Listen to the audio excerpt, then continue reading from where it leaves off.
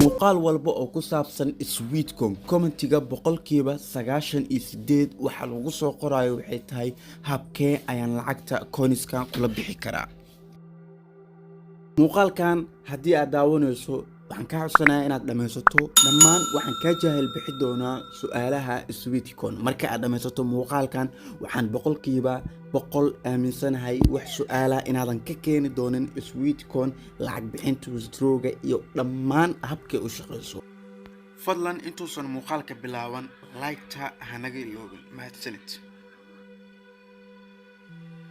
su-aasha ugu horeysa aan ka jawaabayo waxay tahay socodka aan soconayo coinska aan ku kasbanayo marka aan isticmaalayo applicationka Sweetcom ma lacag sax baa oo coinskaas mala bixi karaa oo withdraw ma ku samey karaa. aan kula wadaago screenkayga Sweetcomka. screenka marka aan joogo waxaan riixi doonaa sign up halkay ku qoran tahay. sign up marka aan riixdo halkan ayuu kuu soo saari doonaa. halkaas ayaad click siinaysaa sidatan oo ku soo baxaa xoogaa waa faahfaahin. haddaa ingiriis taqaano halkan ayaad ka akhrisan kartaa oo aniga wax faahfaahin ah ma igaga baahnid. haddaadan ingiriis aqoonna anaa kuu sharaxi doono dhammaan waxa ku saabsan Sweetcom iyo qaabka coinska aad dollar ugu bedeli lahayd. halkan faahfaahin ugu muhiimsan ama hadda aan kuu sharaxi rabo halkaas ay ku qorneed. okay, next ayaan sii dhihi doonaa. kadib waxaan dhihi doonaa get wallet. waxaan furi doonaa walletka ama qasnada ee lacagteeda hadhow aan kula bixi lahay ama aan ku isticmaali lahay. okay, labadaas meel ayaan tig saari doontaa ama aan saaray. markaan ku dhuftayna walletkii waa la ii furay. welcome back. halkan marka faahfaahinta ugu muhiimsaneed halkaasna ku qorneed halkaana ku cad waxay tahay launching this September oo micnaheedu tahay waxaa la daahfuri doonaa September bisha 9aad. hadda waxaan ku jirnaa bisha 7aad oo ah July. waxaa ku xigo Agosto, September. kaliya hal bil ayaa ka xigto. halkaas bil kadib September lacagtan Sweetcomka oo hadda freega ah ku heshay oo hadda aleeda sida kula baxa halkee geeya maxaan sameeyaa waa fake. September marka la gaaro waxay la mid noqon doontaa ama aad ku dhex arki doontaa suuqyada caalamiga ee cryptocurrency-ga lacagahaas lagu kala bedelo.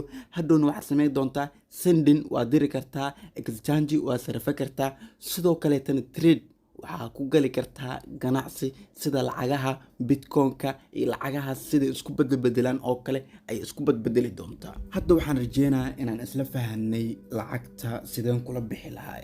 lacagta waxaad kula bixaysaa markii Sweetcom ee isku rogto ama daah furto cryptocurrency-geeda bisha September inaad lacagtaada la bixi kartid, sarfa kartid, haysan kartid, nooc walba aad u isticmaali kartid.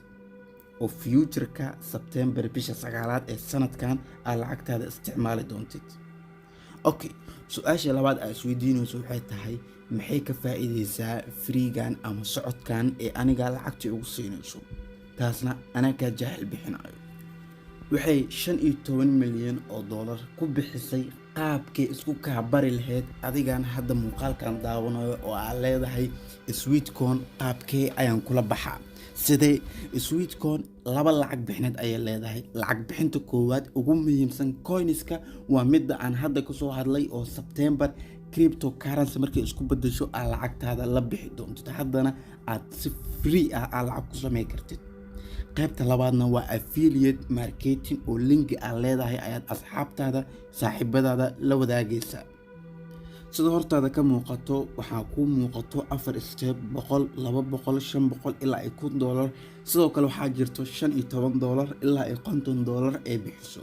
waxay kugu siinaysaa linkiga aad leedahay Sweetcomkaaga ayaad qaadaysaa, waxaad u diraysaa asxaabtaada ama saaxiibadaada.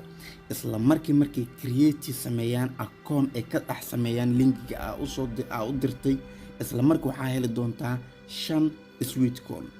Septemberna waxay kuu noqon doontaa 5taas Sweetcom lacag crypto ah.